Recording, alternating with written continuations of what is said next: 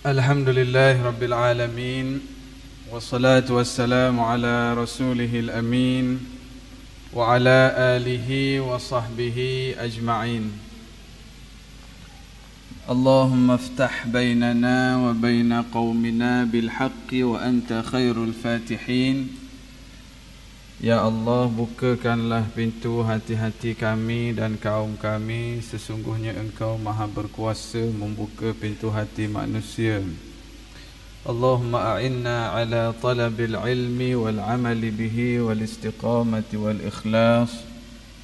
Ya Allah, tolonglah kami supaya menjadi hamba yang sentiasa berusaha menambahkan ilmu agama kami. Kemudian berilah kekuatan untuk kami beramal dengan ilmu yang kami belajar dengan penuh ikhlas dan istiqamah. Amin ya Rabbal Alamin. Untuk sedikit tazkirah pada malam ini, kita sama-sama tengok beberapa ayat Al-Quran dalam perkara yang berkait dengan beriman dengan hari akhirat. Dalam bab beriman dengan hari akhirat, ada beberapa perkara yang Allah Ta'ala sebut. Yang malam ni saya ingat saya nak sentuh sikit berkenaan dengan Quran cerita manusia-manusia yang menyesal di hari akhirat. Hebatnya kita orang Islam ni, agama kita cerita bukan sahaja cerita perkara masa hidup, tapi Quran kita juga cerita perkara lepas mati. Agama lain tak ada cerita secara detail macam Islam cerita tentang syurga neraka, tentang keadaan sampai sungguh-sungguh manusia pun, hak manusia menyesal kata salah ke diri sendiri pun ada Quran cerita. Apa tujuan kita nak belajar ayat-ayat macam ni? Tujuannya supaya kita tahu awal, supaya kita tak termasuk di kalangan orang yang nyesal esok. Antaranya dalam surah Al-Kahfi. Dalam surah Al-Kahfi ayat nombor 49. Surah Al-Kahfi ayat nombor 49. Saya ulang ni sebab nampak ada orang ada kertas dah tulis ngepeng tu. Bagus sebenarnya. Orang lain yang ngapa terus je. Tak apa. Ya. Kita bukan ada periksa pun. Cuma saya nak sebut ni supaya kalau ada hak nak cek balik, hak nak rujuk, nak baca pula semula, bolehlah. Dalam surah Al-Kahfi, surah Kahfi ni kita sunat baca hari Jumaat. Ayat nombor 49. Allah Subhanahu wa taala berfirman, ni cerita penyesalan yang pertama. Wa wudi'al kitabu فترى المجرمين مشفقين مما فيه ويقولون يا ويلتنا ما لهذا الكتاب لا يغادر صغيرة ولا كبيرة إلا أحصاها ووجدوا ما عملوا حاضرا ولا يظلم ربك أحدا. Maksudnya, dan diletakkan kitab amalan, dibentangkan kitab amalan kita hari akhirat esok. Fataral mujrimina mushfiqina mimma fihi. Hey Muhammad, bila kitab amalan manusia ni dibentang, kamu akan melihat orang-orang mujrimin, orang-orang masa hidup dulu duduk langgar perintah Allah. Masa kitab ni dibentang, mushfiqina mimma fih, mereka sangat-sangat takut, mereka sangat-sangat gerun dengan apa hak ada dalam kitab tu. Wa yaqulun, dan orang-orang hak buat dosa je kerja dekat dunia dulu, dia berkata, ya wailatana, hei celaka dah kita hari ni, celaka dah aku hari ni. Ma li hadzal kitab, kitab apa ni? La yughadiru saghiratan wala kabiratan, tak tinggal sikit pun, catik belaka. Kabiratan, hak besar. Wala saghiratan, hak kecil. Saghiratan wala kabiratan, hak kecil catik, hak besar catik. Illa ahsaha, melainkan senara ada belaka dalam buku ni. wa wajadu ma amilu hadira. Lalu dia dapati apa hak dia buat di dunia dulu ada noted, tertulis belaka, tercatat belaka dalam buku tu. Wala yazlimu rabbuka ahada, dan Tuhan kamu tidak menzalimkan sesiapa pun. Maknanya nyesal dia benda ni. Nyesal dia ayat kat mana? Ayat wa yaquluna ya wailatana. Dia kata celaka dah aku hari ni, kitab benda ni ada belaka tulis. Hak kok kepala isteri pun ada juga. Hak tipu masa nega kecek sikit-sikit 5% masuk juga dalam kitab ni. Allah. Ingat kau orang tak tahu. Hak tipu-tipu boh kelih jabat. Buat kerja kelih mileage patutnya 100 km je, kelih lebih sikit 150. Ada juga. Hak besar. Ropok rumah orang, fitnah orang, bunuh orang. Ada. Hak tu sah dah ada. Hak tu sah dah ada. Jadi dia kata benda. Ya wailatana, celaka. Dia kata celaka sendiri pada dia. Dah ustaz, terjemah celaka ni boleh ke tak? Wailatana ni wail, celaka. Memang dia macam maki dia sendiri. Banyak tafsiran kata hak besar, hak kecil. Ada setengah-setengah tafsir kata hak besar ni dia ketawa, dia suka berdekah-dekah, ha. Hak dia senyum-senyum perli orang, senyum-senyum ngopak orang, ada juga. Hak dia mengelak kuat, ada juga. Tapi kita pakai kaedah dalam bab ilmu tafsir ni, ulama-ulama tafsir buat satu kaedah. Al-ibrah bi'umumil lafzi la bi khususis sabab. Ayat Quran ni pengajaran dia ikut hak umum dia. Ayat dia makna umum. Maknanya makna umum kat mana? Masuk belaka. Dosa besar, dosa kecil, catat belaka. Wala bi khususis sabab. Tak apalah sebab turun ayat ni hak khusus tu, kita ada sebab turun dia, tapi pengajaran kita ambil ikut makna yang umum. Itu kaedah dia. Jadi Quran ni boleh pakai sampai bila-bila. Ayat ni cerita bab tu. Kita kalau orang yang baca sokmo surah Yasin tiap-tiap hari Jumaat, dia akan temu ayat ni. Bila temu ayat ni, Allah, kita mari mikir. Kita mari mikir. Hari ni, hak ada di masjid hari ni, dan hak ada di masjid hari ni, siapa dak buat dosa hari ni? Acu akak tangan.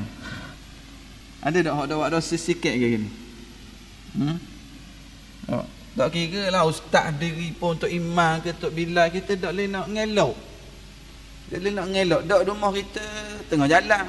Dak tengah jalan, tanya kita singgah Kedah. Dak singgah Kedah pun hari ni ustaz duduk rumah je, petik TV, dalam TV. Jadi kita tak boleh nak lari daripada buat dosa. Sebab itulah Nabi Muhammad ajar kita, aku istighfar 70 kali sehari. Ada riwayat sebut aku istighfar 100 kali. Ulama kata antara itulah 70 hingga 100. Tu Nabi hak dak buat dosa. Dah kita kita ni orang yang buat dosa. Dan ayat ni khabar awal-awal lagi. Bila buku catatan ada, dia akan tertulis belaka. Kita orang hak masuk mahkamah. Orang hak masuk mahkamah, guana masa tengah duk cara dalam mahkamah, duk cara, lepas tu mari saksi ataupun mari ni resip awak ada sini, kereta awak masuk parking kat tempat ni, kat hotel ni ada ni, catat nombor pelik awak, resip parking awak, memang kereta awak daripada pukul ni sampai pukul ni. Lemah semangat selalu bila ada bukti. Jadi apa perlu kitab-kitab gini? Adakah Allah Ta'ala tak tahu? Orang buat dosa Tuhan tak tahu ke? Allah Ta'ala perlu ke catatan ke? Macam kita catat ni, kita nak tengok balik. Allah Ta'ala perlu ke benda ni? Inilah nak tunjuk bahawa Allah Ta'ala ni maha adil. Sebab tu hujung ayat ni kata wala yazlimu rabbuka ahada. Dan Tuhanmu tak zalimi siapa-siapa pun. Allah Ta'ala nak hukum. Allah Ta'ala kata aku maha mengetahui, aku maha melihat. Mau buat benda ni? Boleh sangat. Tapi Allah Ta'ala nak tunjuk wa wudi'al kitab. Tunjuk sendiri, tengok buku ni sendiri, catat sekian-sekian ni, masa tarikh sekian-sekian tahun 2013, waktu mu pergi bercuti di Bali, Indonesia, mu buat benda ni. Masa mu outstation, bini duduk rumah, anak-anak duduk kapung, mu buat benda kat Kuala Lumpur ni, masa mu duduk banyak duk ngegeprank, buat prank orang muda zaman ni. Ada juga hok duk bawah pokoknya tu, tepi patah. Ada juga masuk malaikat tulis juga. Wa wudi'al kitab. Ini Masa tu musfiqin, ayat Quran kata memang mereka dalam keadaan ketakutan, gerun. Sebab kalau kita buka pula dalam surah Iza zulzilatil ardu zilzalaha tu, dalam hujung ayat dia sekali Allah Ta'ala sebut benda. Ayat nombor 7. Wa man ya'mal mithqala dzarratin khairan yarah.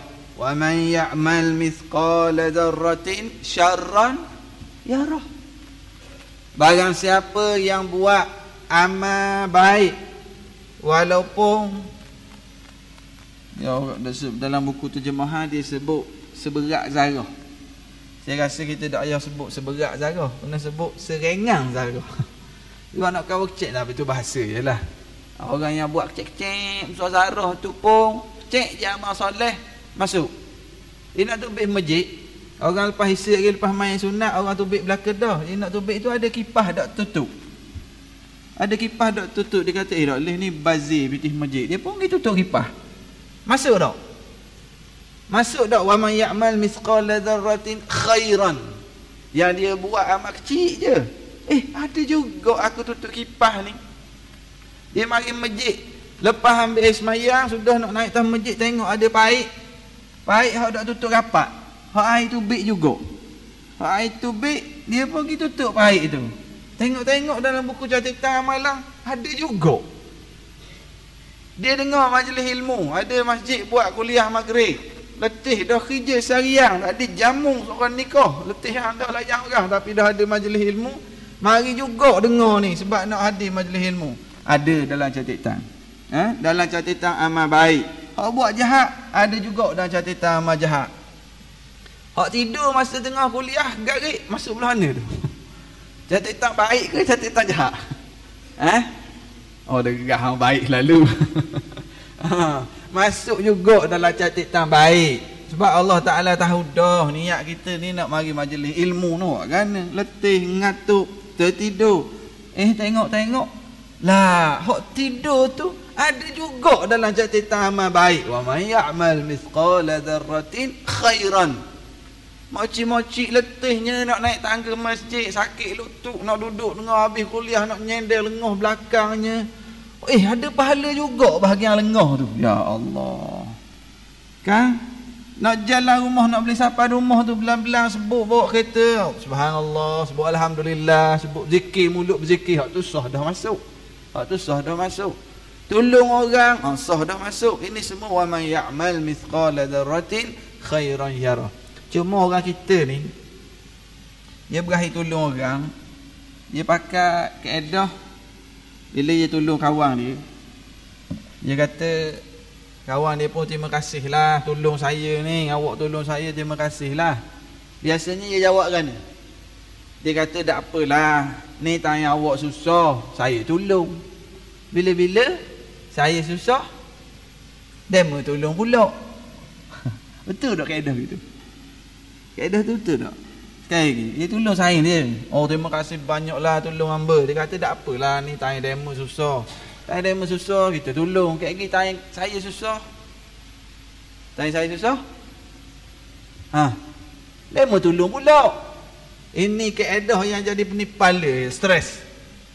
Kalau pegang kaedah ni sakit jiwa kita. Sekali lagi saya nak sebut, ni kaedah yang salah. Tak apalah awak susah, saya tolong awak hari ni. Esok-esok tanya saya susah, awak tolong pula. Ini kaedah yang salah.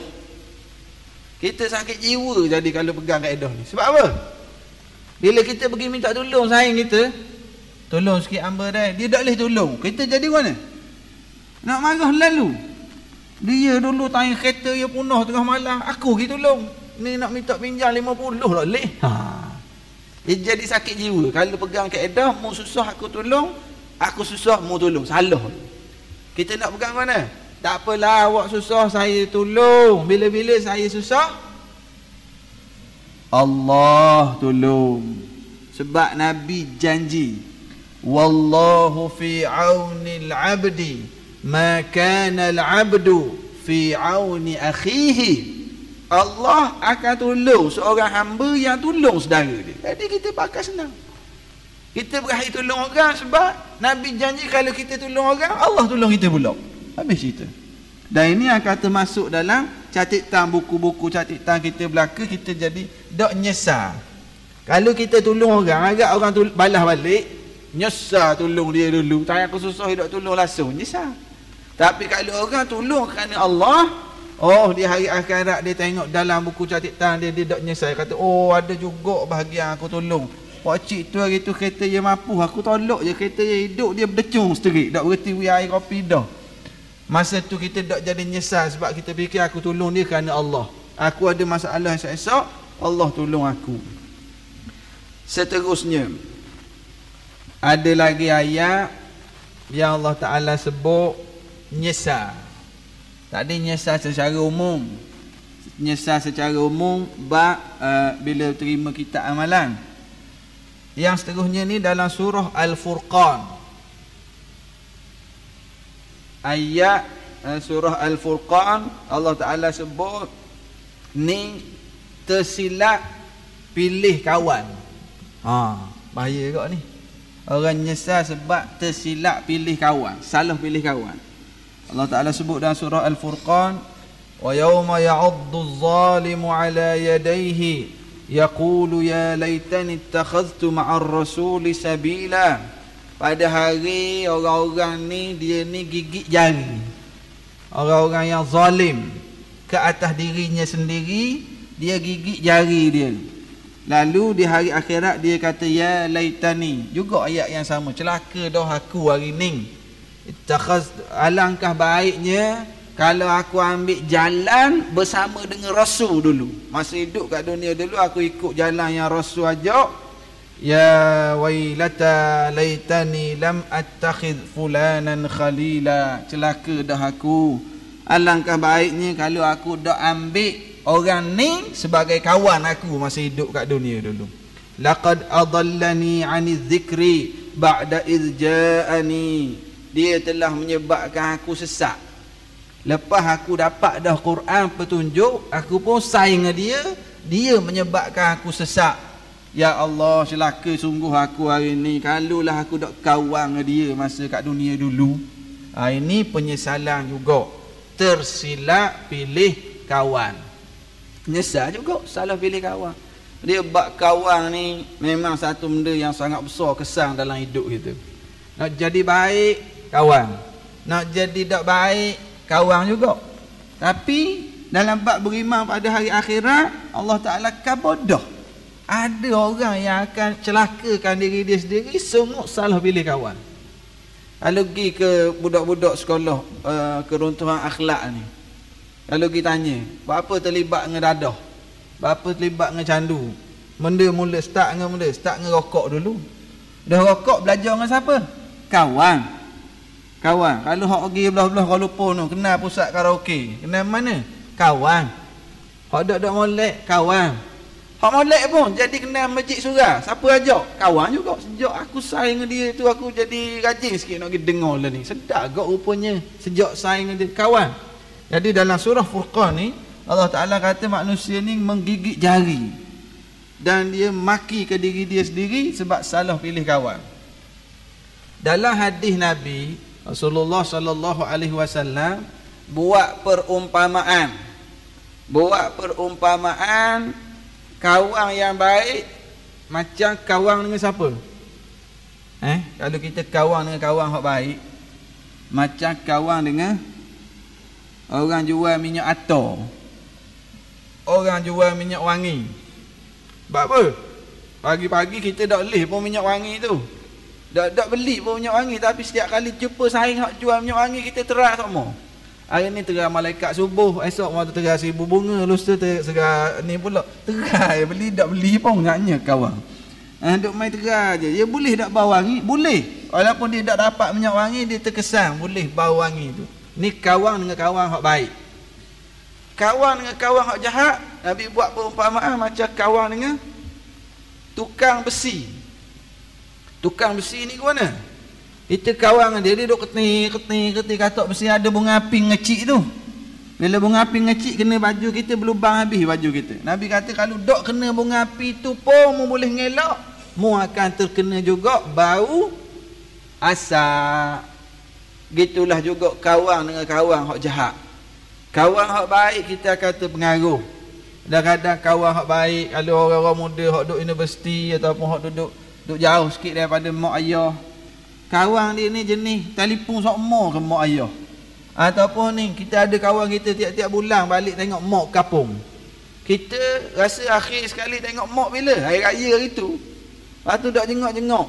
Atau pitih je, tak jengok, tak tanya khabar. Bila kita kawan dengan kawan hak jenis suka balik tengok mak ayah, telefon sokmo tanya khabar, kita akan terkesan, dia ni gaji doklah mahal pada aku, tapi boleh simpan pitih nak balik tengok mak kapung.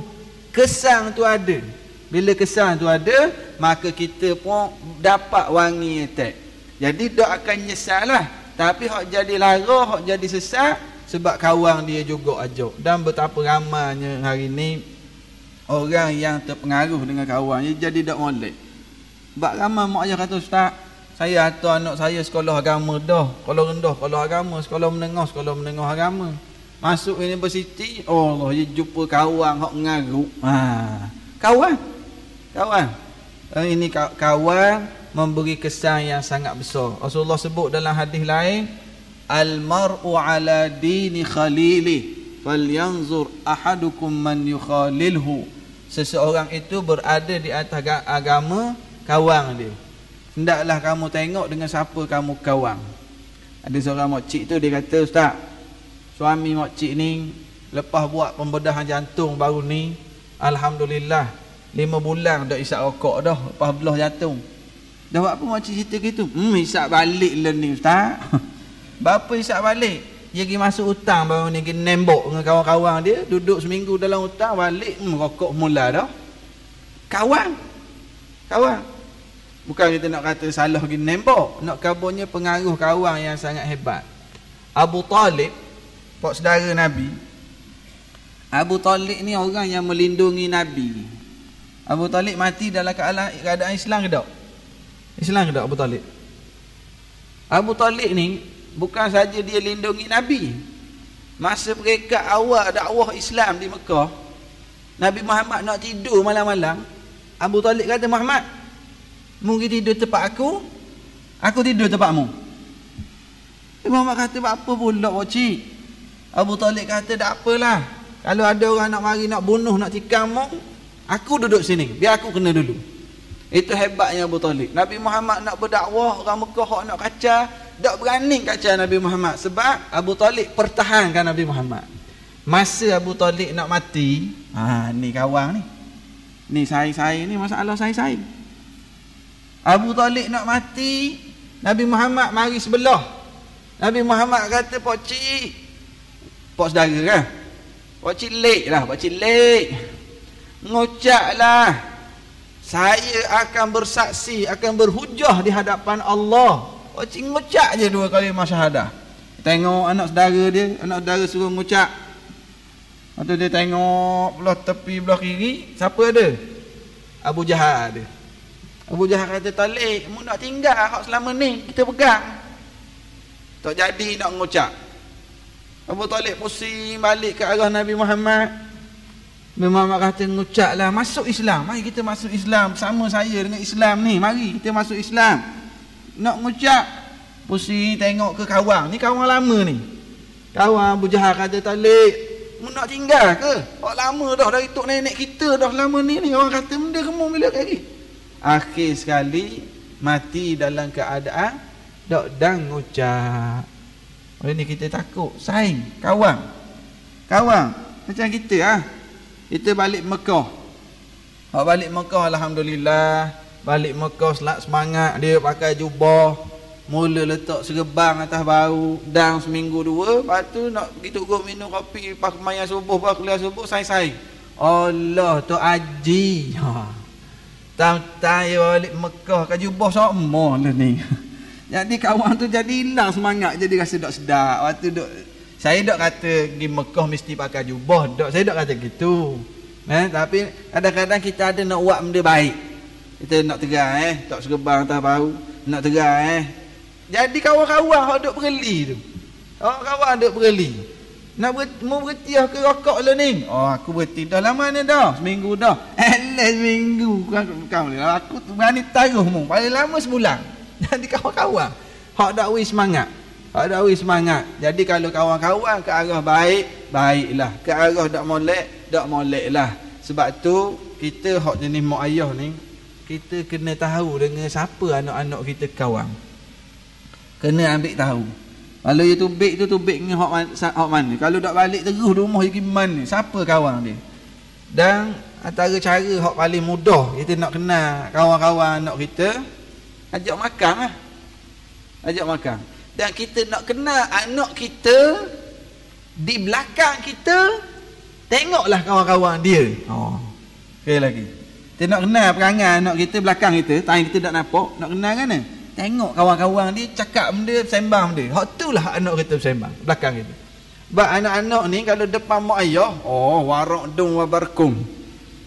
Kadang-kadang pergi jalan tu kalau pijak semut, tak sakit semut kata. Beralunya jalan depan mak ayah. Baik je. Nak kena panggil, ajak Kak Long, Abang Long, ajak kawan-kawan ayah nak belanja makan ataupun ajak main makan rumah sekali.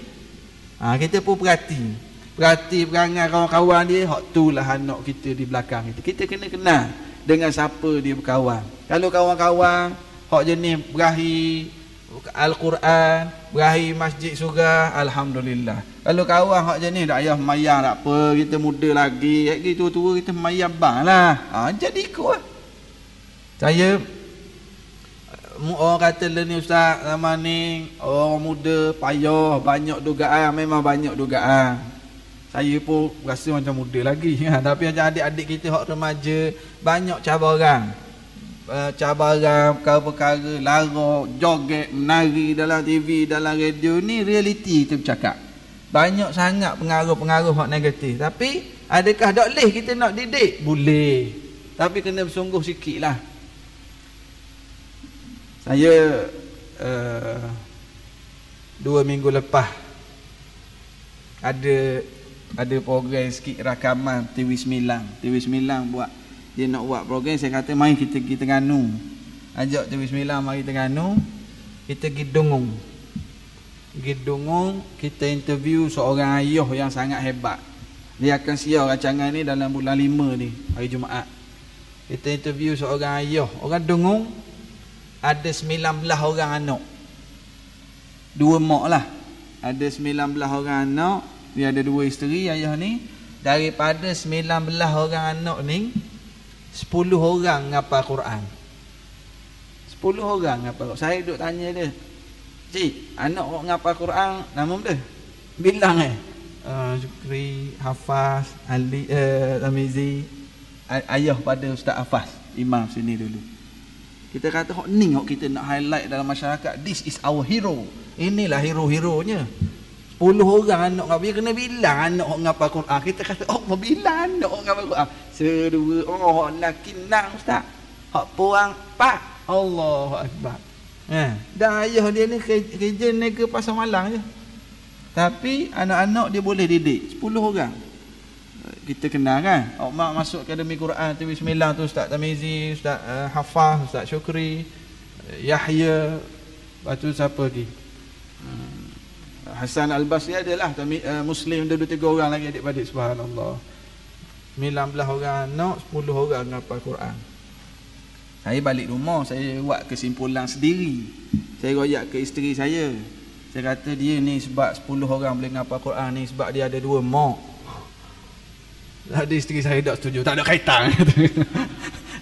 Sebab ada 2 isteri tu, sebab tu anak ngapal Quran. Dia kata tak ada kaitan. Kata itu yang jadi hebat tu sebab hebat ayah ni, dan juga hebat kedua-dua mak tu dalam didik anak. Sebab anak-anak dia cerita, bunyi selipas, sereh-sereh lipas ayah balik je, anak-anak ni pakat kumpul ramai-ramai duduk, sadaqallahul azim, ramai-ramai. Ayah dia tegas, subhanallah, kita pun kagum lah.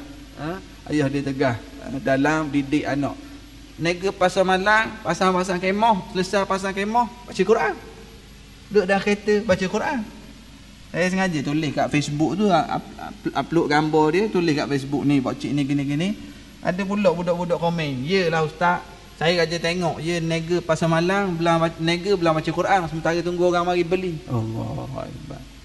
Ini hebat. Dan baru ni Ustaz Tamizi wakil Malaysia bertanding di Morocco, 40 buah negara bertanding. Dia wakil Malaysia, dia dapat nombor 1. Duit 30,000 boleh. Tapi iyalah ngaji-ngaji ni orang ada highlight sangat. Kalau mana joget barulah. Ya, ini tu mana ada orang kita sedar. Tahun lepas wakil Malaysia ada 40 buah negara tanding, negara Arab masuk semua. Dia nombor 1 di Morocco. Allah Akbar. Tapi iyalah patutnya hak ni kita nak highlight biar jadi contoh pada anak-anak muda ni. Dan boleh hidup. Ayah dia kata, Ustaz, nak ajar anak Quran ni. Lepas orang kata dah hantar anak menghafal Quran kau. Mana nak makan dia bila-bila. Ha tu ayat kau kita. Dah hantar anak pondok nak makan dia. Makan nasi lah. Ya, macam mana future, macam mana masa depan. Apa kita pandang negatif gitu orang ngapal Quran, orang belajar agama. Berapa ramai orang yang habis belajar universiti bahagian engineer nganggu, ada tak? Hak habis bahagian IT nganggu, ada tak? Hak bahagian agama nganggu, ada tak? Ada juga. Ada hak bahagian agama nganggu, ada. Hak bahagian engineer nganggu, ada. Hak bahagian IT nganggu, ada belaka. Dan ada hak cemerlang. Tapi apa kita letak pandangan negatif bila berkait dengan belajar agama. Dan saya bukan kata semua anak kita kena ngapal Quran. Bukan saya kata semua anak kita kena bidang agama belaka. Ni yang jaga mic ni bukan orang agama, perlu ada kepakaran juga. Tapi kita bersikap adil dan kita tak pandang negatif perkara yang berkait dengan agama. Balik pada masalah ni, nak sebut tadi penyesalan berkait dengan apabila tersilap. Jadi bila dia ambil tahu anak-anak ni berkawan dengan siapa, kau berada di kalangan orang budak-budak hok minat berakhir ngapal Quran, belajar agama, jadi anak pun membesar dalam keadaan sedemikian. Nyesal pilih kawan.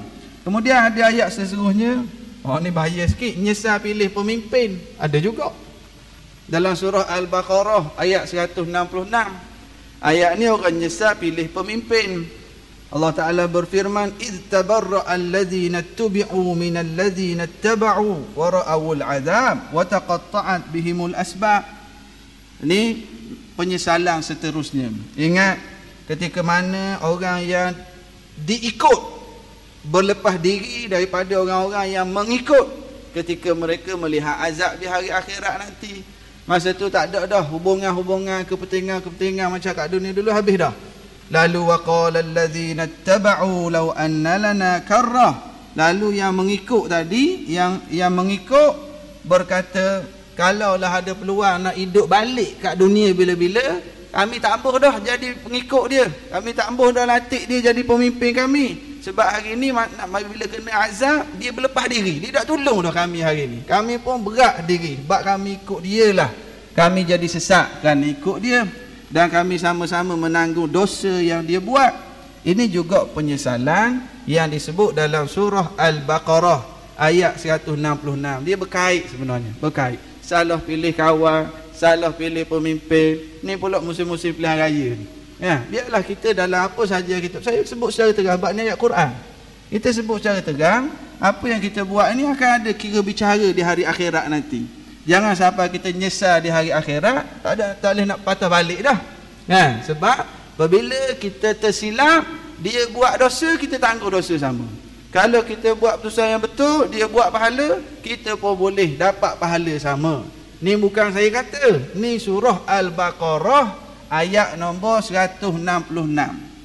Kalau ditambah ayat dalam surah Al-Ahzab ayat nombor 66, yang pengikut ni doa pula, Rabbana atihim di'faini minal azab wal'anhum la'nan kabira. Ya Allah, azabkan dia 2 kali ganda. Sebab kami latih dia bawa kami jadi sesat. Tolong beri azab pada dia 2 kali ganda pada hari ini. Wal'anhum la'nan kabira. Dan laknatkan dia dengan laknat yang besar. Surah Al-Ahzab ayat nombor 66. Ini juga penyesalan yang berlaku di hari akhirat kelak apabila tersilap.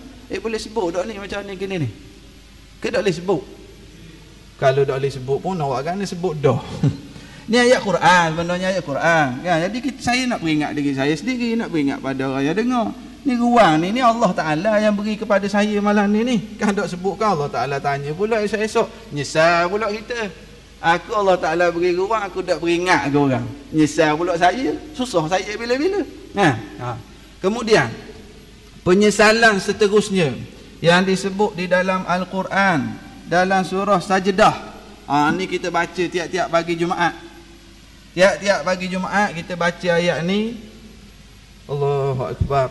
Allah Ta'ala sebut, walau tara idil mujrimuna nakisu ru'usihim 'inda rabbihim. Muhammad, kalau kamu melihat orang-orang al-mujrimun, orang-orang yang buat dosa kat dunia dulu, salah pilih kawan, salah pilih orang yang nak pimpin dia, salah pilih perniagaan, salah pilih tempat ibadat, salah buat dosa-dosa dengan Allah di hari akhirat atas dunia dulu. Di hari akhirat ni kamu akan melihat mereka nakisu ru'usihim 'inda rabbihim. Mereka akan tunduk kepala bila menghadap Allah di hari akhirat nanti. Tunduk kepala, Rabbana absarna wa sami'na. Lalu mereka berkata, ya Allah, nampak dah hari ni ya Allah, aku nampak dah syurga neraka ni ya Allah. Wa sami'na, aku dengar dah kat dunia dulu ya Allah. Farji'na, tolong hantar balik kami ke dunia. Allahu Akbar. Nampak benda? Na'mal salihah, kami nak buat amal salih. Inna muqinun, hari ni kami yakin dah ya Allah, kami dengar kat dunia dulu. Kata ayat Quran, ayat ni, surah ni, nombor ni, kami dengar dah kat dunia dulu ya Allah. Hari ni absarna wa sami'na, kami nampak dah syurga neraka ni. Farji'na, tolong hantar balik. Allah Ta'ala sebut mereka kata gini ni dalam keadaan nakisu ru'usihi, tunduk rapat kepala ke bumi. Kadang kita tengok dalam berita kan, orang masuk mahkamah tu, bila kamera mari ambil gambar, dia tunduk rapat, tunduk tak mahu orang nampak. Ada kertas, ada benda tutup muka kan, tunduk. Sebab apa tunduk? Sebab tak mahu orang nampak muka dia. Malu tu baru kat dunia. Allah Ta'ala sebut di hari akhirat esok-esok, nakisu ru'usihim 'inda rabbihim. Mereka juga tunduk kepala, nampak dah syurga, nampak dah neraka. Farji'na, tolong hantar balik kami ke dunia. Na'mal salihan, kami nak amal soleh, kami nak pilih kawan yang baik, nak pilih pemimpin yang baik, nak pilih natu yang baik, nak pilih pekerja yang baik, nak pilih jiran yang baik, nak pilih amal yang baik, nak pilih masa nak isi dengan perkara yang baik. Tak ambil dah sepak terajang bini, tak ambil dah tipu orang dalam negara. Na'mal salihah, kami nak bayar hutang-hutang orang hak kami tak bayar lagi. Kami tak ambil dah fitnah orang, kami tak ambil dah kecek-kecek pitih orang. Orang wi amanah, kami tak ambil dah khianat dengan amanah. Kat tempat kerja tak ambil dah tipu majikan, tak ambil dah tipu pekerja, tak bayar gaji penuh. Oh, banyak sangat. Na'mal salihah, kami nak buat amal soleh. Inna muqinun, hari ni kami yakin dah. Boleh percaya tak ni ayat ni? Ada sungguh tak ni? Itu kita boleh tanya iman kita sendiri. Sebab tu perkara iman, perkara benda yang kita tak nampak. Gini, anak kita pergi kat Tubik daripada kawasan rumah kita, nampak ada, kita nampak ular kapal api seekor. Ular kapal api, ular bisa lah. Ular tu pergi jalan kat pasu bunga, duk belakang pasu bunga tu. Kita nampak ular tu pergi situ. Jadi anak kita mari, 5 tahun nak pergi main kat pasu bunga tu, kita beri ke tak? Lok ke tak? Jangan pergi. Apa kita kata jangan pergi? Ada ular saat ni. Budak tu kata, mana ada ular ayah? Tak ada pun. Jangan pergi. Aku tahu ada ular. Mana ular? Pergi. Nak pergi juga. Jangan. Bapa tarik anak, menangis anak. Nak pergi main tu tak boleh. Sebab apa? Ada ular. Mana ular? Tak nampak pun tak ada. Ada. Gitulah juga kita nak paksa anak kita semayang. Nak paksa anak kita tutup aurat. Ada syurga neraka tu. Mana? Ada dosa pahala. Mananya? Tak nampak. Ada. Bagaimana kita yakin ada ular tadi walaupun tak nampak? Setakat mana keyakinan kita dengan syurga neraka? Setakat mana keyakinan kita dengan ayat yang kita baca ni? Dia minta nak balik ke dunia, akan berlaku ke tak? Memang ini akan berlaku. Sebab bukan saya royak. Sebab Allah Ta'ala sebut dalam Quran. Kalau kita percaya Quran, percayalah. Lainlah kalau kita rasa tak betul Quran ni, tak boleh. Itu lainlah. Ataupun ada kata, dah ustaz terjemah pandai-pandai ayat sendiri je ni. Tak apa. Balik, buka Quran surah Sajdah. Ayat nombor 12. Cek sendiri. Makna ayat tu. Tak apa, tak ada masalah. Dia cek. Sebab bila mereka ni, di hari akhirat minta nak balik ke dunia, Allah Ta'ala jawab, walau syi'na la'ataina kulla nafsin hudaha walakin haqqal qawlu minni la'amla'anna jahannama minal jinnati wan nasi ajma'in. Kalau aku mahu, la'ataina, aku akan beri kulla nafsin hudaha, aku akan beri hidayah belaka, jadi baik belaka manusia. Kalau aku nak, aku beri jadi baik belaka manusia. Walakin haqqal qawlu minni, tapi aku janji dah, aku janji dah akan sumbat ke dalam neraka Jahannam ini dari kalangan jin dan manusia. Aku akan sumbat dari kalangan jin dan manusia. Lalu pada hari ini tempat kamu dalam neraka Jahannam. Azan. Biasa lepas azan sambung lagi ke mayang tu. Sambung. Apa ke subuh pula? Sambung sikit.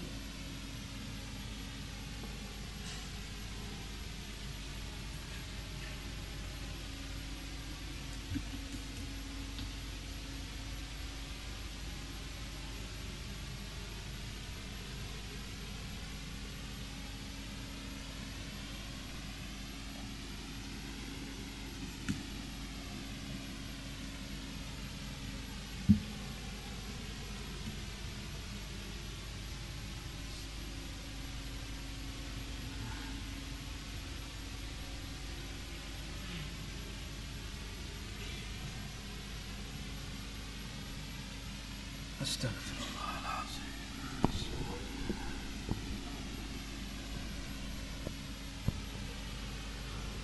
Allahu Akbar, Allahu Akbar.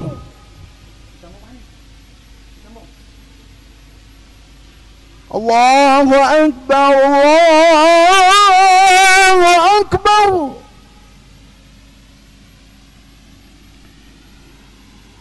أشهد أن لا إله إلا الله. أشهد أن لا إله إلا الله.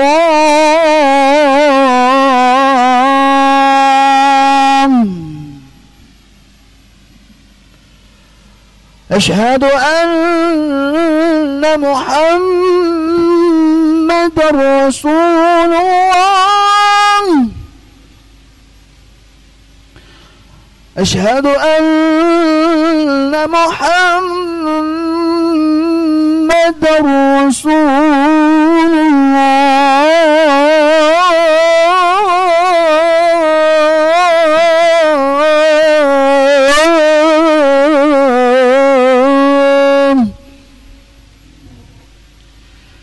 حي على الصلاة.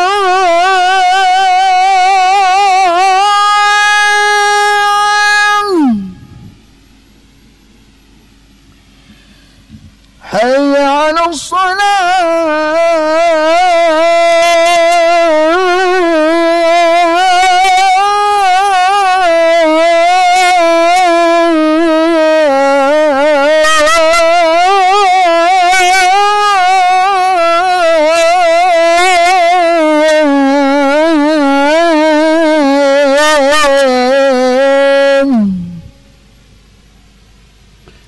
حي على الفلاح.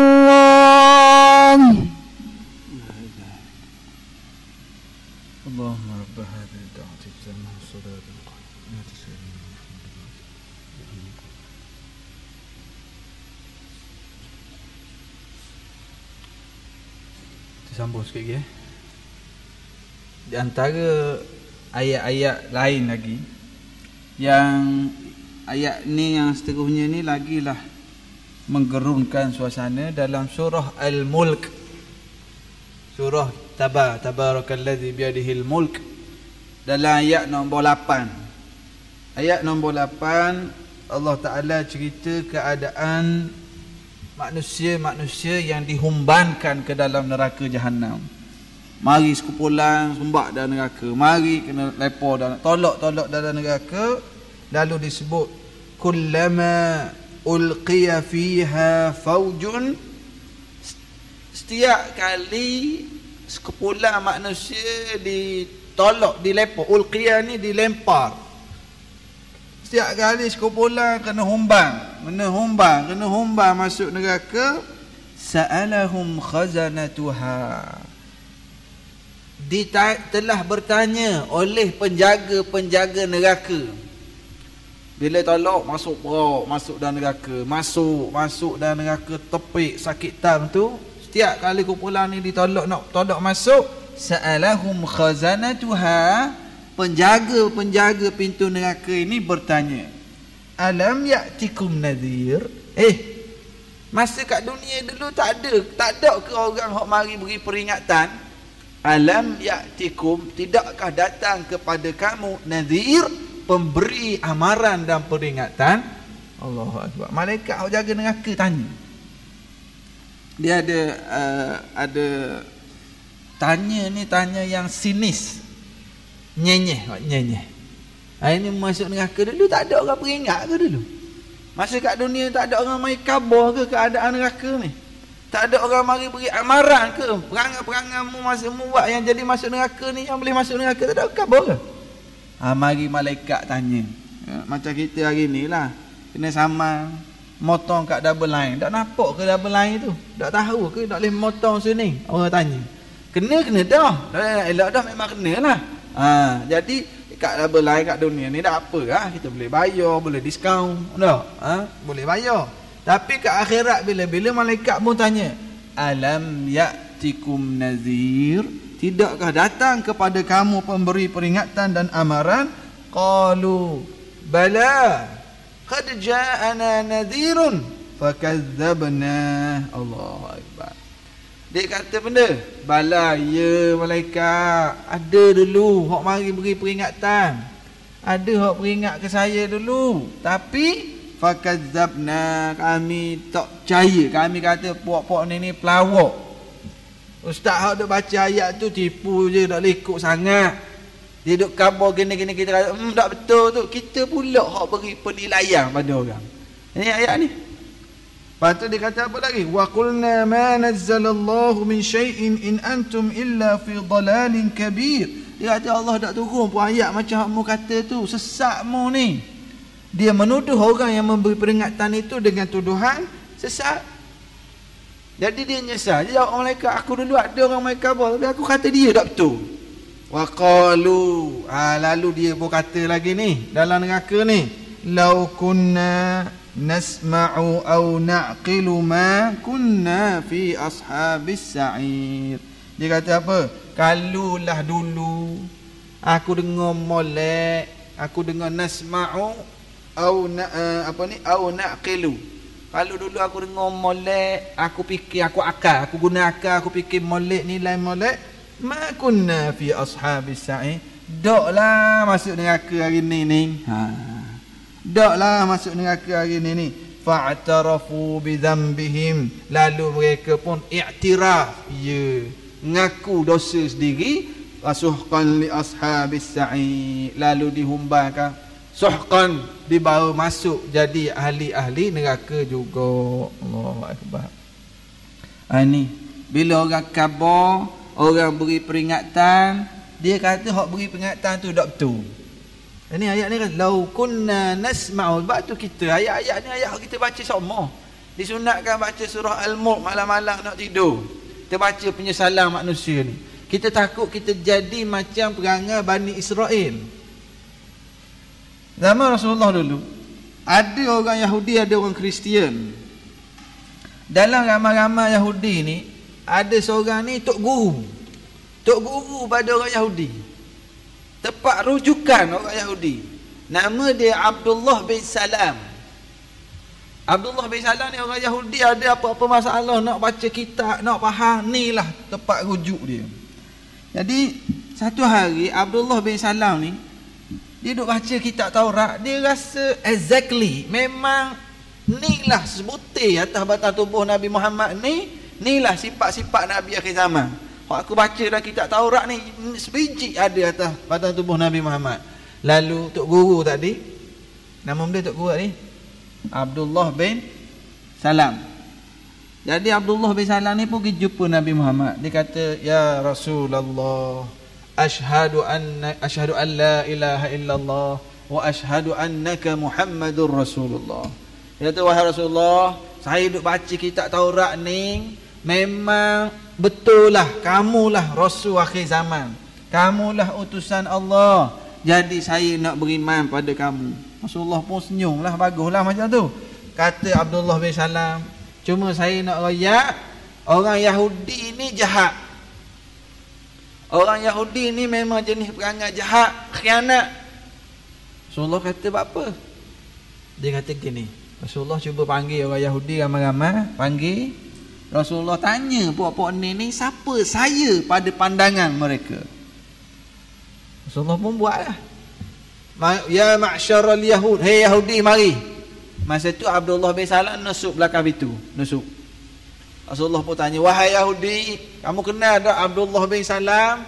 "Kenal." "Dah, siapa Abdullah bin Salam tu?" Yahudi ni jawab, "Oh, tu tok guru kami. Tu orang paling alim tu. Itulah tempat rujukan kami. Dia orang paling baik di kalangan kami. Dia ni orang, dia paling tahu sekali. Kami ada masalah, dialah tu kawin nasihat. Kami ikut sangat cakap dia." Tiba-tiba Abdullah bin Salam buka pintu, sengit buka pintu, "Asyhadu an la ilaha illallah wa asyhadu anna Muhammadar Rasulullah." Spontan Yahudi ramai-ramai tadi, ni orang paling pelawak di kalangan kami ni. Ni tak ada percaya ni. Ni orang paling teruk ni, tak ada percaya, ni jahat ni. Yahudi tu tuduh tok guru dia sendiri balik. Hari ni kita kata perangai manusia-manusia, bila ada kebenaran, dia pula yang decide, dia pula yang buat keputusan, kata oh ni betul ke salah. Dia kata tok guru dia. Tapi bila tok guru dia ikut Islam, ikut Nabi Muhammad, ikut perjuangan Nabi Muhammad sallallahu alaihi wasallam, dia pula kata tok guru dia tak betul. Jadi pandai dia lah pula ada tok guru. Ya. Ini manusia-manusia yang di hari akhirat nanti akan nyesal. Dia akan kata, "Lau kunna nasma'u aw na'qilu ma kunna fi ashabis ayat." Dulu kalau kat dunia dulu aku dengar molek, aku mikir molek. Hari ni tak masuk neraka aku. Tapi fa'tarafu bi dhanbihim, tapi iktiraf dah masuk neraka lah juga. Sebab masa tu tak boleh. Anak-anak kita ambil result SPM, STPM baru ni, ada PAH boleh ambil semula. Hak PAH tu tak apalah, hak ada PAH ambil semula, tak apa lagi kat dunia ni. Tapi di hari akhirat gua ni. Kemudian di antara penyesalan lagi yang berlaku, ni dialog dalam satu neraka nama khusus. Neraka ni nama neraka Saqar. Saqar. Bila dia masuk dalam neraka Saqar, malaikat tanya, "Ma salakakum fi Saqar?" Bapa ni mau masuk neraka Saqar ni? Dia sendiri jawab, "Lam naku minal musallin." Dulu kat dunia dulu aku dok semayang. Aku tinggal semayang. Orang yang tinggal yang dok semayang, dia ni masuk ke satu neraka khusus diazab, nama dia neraka Saqar. Dan dia jawab pada malaikat. Malaikat tanya, "Apa ni? Siapa masuk gini semua?" "Lam naku minal musallin." Kami dok semayang dulu. Allahu akbar. Jagalah bab semayang. Letih macam mana pun, sibuk guana pun, banyak urusan macam mana pun, semayang kena jaga. Sebab itulah kita Islam aja perang. Ada tak masa semayang? Kan kita ada belajar kan? Salatul khauf. Semayang ketika takut perang. Semayang ketika takut perang. Sebut cerita semayang takut. Semayang takut ni, ada satu kisah tu, dia bini dua. Hak pertama tak tahu. Betul lah dia duduk rumah hok muda. Benda tu baru bocor. Baru bocor rahsia. Jadi bini tua mari serang. Dia nampak kereta bini tua siapa. Dia ni takut tak kena orang ni.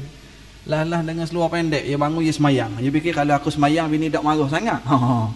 Dengan seluar pendek. Semayang. Bini tu Lepas tu panjang lagi lah cerita. Cuma lepas tu orang tanya, tu apa panggil seluar pendek semayang? Dia panggil solatul khauf kata. Solat dalam keadaan takut. Solatul khauf. Orang solatul khauf masa perang, dia takut bini sulung. Bini sulung. Jadi solatul khauf makna ayatnya dalam Islam, masa tengah perang musuh ada nak bunuh kita, tu pun tak boleh tinggal semayang. Sebab apa ada kaedah semayang belah duduk, semayang belah tidur, semayang isyarat mata? Sebab apa ada kaedah tu? Sebab tak boleh tinggal semayang.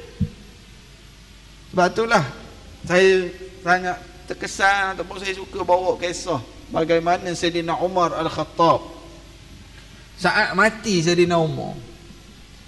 Allahu Akbar. Sayyidina Umar masa dia jadi khalifah, ada seorang yang sangat benci pada dia.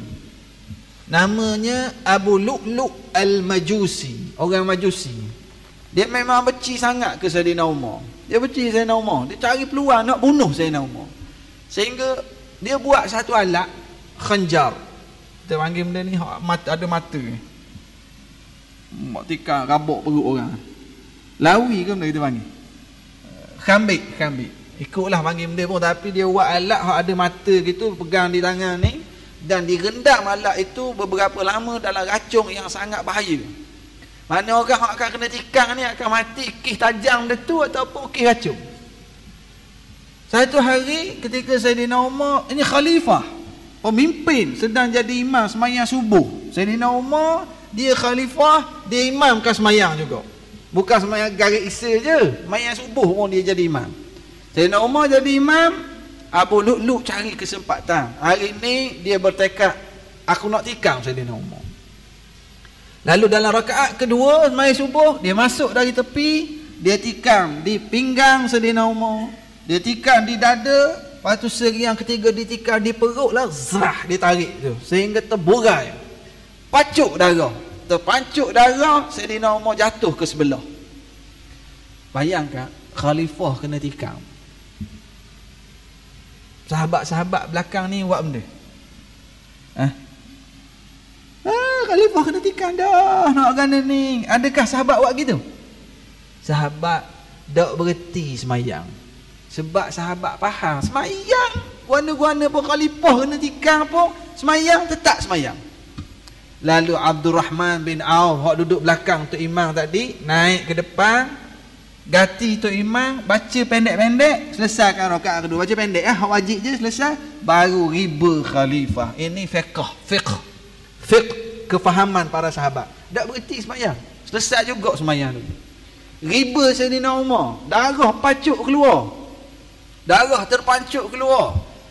Sahabat-sahabat semakin panik. Ada orang cuba tangkap Abu Lu'lu' Al-Majusi, hak tengah lari tadi. Ada 7-8 orang sahabat kena tikam, mati. Akhir sekali ada seorang lepor kain, ridak, lepor kain gitu. Dia Abu Lu'lu' tak boleh nak buat benda, dia tikam diri dia sendiri, selesai, mati dia, tikam diri sendiri. Sayyidina Umar, sahabat riba, panik para sahabat, dah darah tak berhenti ni.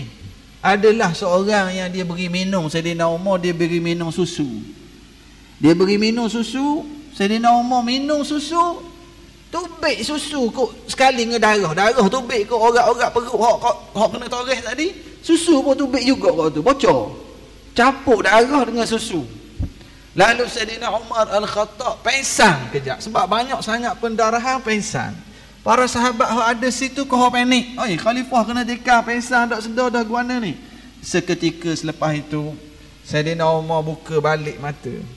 Bila dia buka balik mata, darah tengah duduk neleh lagi. Sayyidina Umar tanya satu soalan. Sayyidina Umar tanya satu soalan yang paling penting dalam leadership dia. Dia paling penting.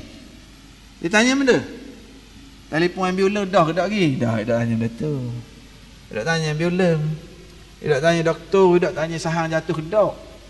Sayyidina Umar yang pengsan, darah sedang tubik tadi, celek je mata. Sayyidina Umar tanya, asallan nas, rakyat aku semayang tak gi? Waktu Sayyidina Umar tanya, dah salat ke belum? Abdul Rahman bin orang berkhabar semayang dah. Tak ada Abdul Rahman bin Auf ganti jadi tok imam, selesai dah. Alhamdulillah, Sayyidina Umar kata. Dia tanya soalan kedua, siapa tikang aku ni? Lalu dia beritahu yang tikang kamu ialah Abu Lu'lu' Majusi tu. Sayyidina Umar kata, alhamdulillah, orang yang bunuh aku tidak akan berhujah di hadapan Allah dengan satu sujud yang dia pernah sujud pada Allah. Maknanya yang bunuh aku ni orang kafir. Dan termasuk doa Sayyidina Umar ni selalu dia minta doa, dia minta dua kali. Sayyidina Umar dia minta dengan setuluh hati, dia minta semua doa nak mati syahid dan nak mati di Madinatul Rasulillah sallallahu alaihi wasallam. Nak mati di Madinah, nak mati syahid. Dia kata alhamdulillah, hak bunuh aku ni orang kafir, Majusi. Lepas dia kata gitu, dia minta yang ketiga. Sayyidina Umar kata, bagi aku air, aku nak air. Anak dia Abdullah bin Umar kata, ya, tadi beri susu, tubik susu tu ukut perut tu, dah yang minta air pula. Aku nak air untuk ambil air semayang. Semayang subuh aku tak selesai lagi tadi. Allahu Akbar. Aku nak air bukan nak minum, untuk ambil wuduk. Aku belum selesai semayang subuh tadi. Allah. Kita ni pala sikit dak semayang dah. Nak layan customer, ustaz. Customer nak order 2 kontainer sebulan. Apa dak semayang? Entertain customer. Nak layan customer megah cukup 18 lubang, apa dak semayang? Nak nega jual kau pisah je, apa dak semayang? Tengah garik customer ramai ni ustaz, apa dak semayang? Siap pula puasa, kita semayang garik puasa. Sayyidina Umar berlumuran darah, minta air, nak selesai semayang. Allahu Akbar. Kita sebut perkara-perkara gini supaya kita tak nyesal di hari akhirat bila-bila. Sebab inilah contoh-contoh yang baik. Sebab cerita masalakakum fi saqar, orang hok masuk neraka saqar, bila ditanya dia jawab lam naku minal musallin, kami dak semayang dulu ketika di dunia dahulu. Biarlah kita ni menyesal di dunia daripada menyesal di hari akhirat. Dah ustaz, saya ni pun nak kata menyesal, yelah, dah uti baca Quran lagi, dah umur saya 70 dah kan. Tak apalah, tapi kita menyesal masa hidup ni, belajar lah. Orang putih kata benda, better late than never ke benda. Better late than never. Lambat tak apa daripada tak langsung. Dah ustaz, malu kau ke cucu ikhrok 6 dah, saya baru ikhrok 3,5. Tak apalah, belajar. Rasulullah pun kata, bab Quran ini, orang baca Quran wa huwa yatata'ta wa huwa alaihi syaqqun. Hadis kata apa? Al-mahiru bil allazi yaqra'ul Quran wa huwa mahirun bihi fa huwa ma'as safaratil kiramil bararah. Orang baca Quran, mahir baca Quran bersama para malaikat yang mulia. Orang yang baca Quran dalam keadaan ngakau, wallazi yaqra'ul Quran wa huwa yatata'ta wa huwa alaihi syaqqun falahu ajran. Orang yang baca Quran, Nabi kata wa huwa yatata'ta, dia baca Quran tu merangkak-rangkak, tak nak sebut payah. Dia akan nak betul dah. Za dia za juga. Ba dia da juga. Tak apa. Bagi mereka ini 2 ganjaran pahala, kata Rasulullah. Sepahala sebab payah, tapi sebut juga, nak belajar juga, boleh dah pahala bahagian tu. Yang kedua lagi, boleh pahala bahagian Quran tu sendiri. Dan juga dalam perkara-perkara yang lain lagi. Minta jauh kita daripada menjadi di kalangan orang yang menyesal di hari akhirat. Biarlah kita menyesal kat dunia ni, duduk mikir sampai bila aku ni gini, sampai bila aku ni tak mau dengar nasihat-nasihat yang baik, sampai bila aku dengar dah nasihat tapi dah ubah lagi perangai. Aku dengar dah perkara gini tapi masih lagi buat dosa-dosa ni. Moga-moga kita tidak termasuk di kalangan orang-orang yang menyesal di hari akhirat bila-bila. Saya rasa sekadar itulah dikit tazkirah pada malam ni. Moga-moga ada manfaatnya insya-Allah. Wallahu alam. Subhanakallahumma bihamdika asyhadu an la ilaha illa anta astaghfiruka wa atubu ilaik. Saya tak tahu biasa ada buku soalan ke kan ke habis gitu. Habis gitu je. Faham belaka lah tu kiranya. Wallahu alam.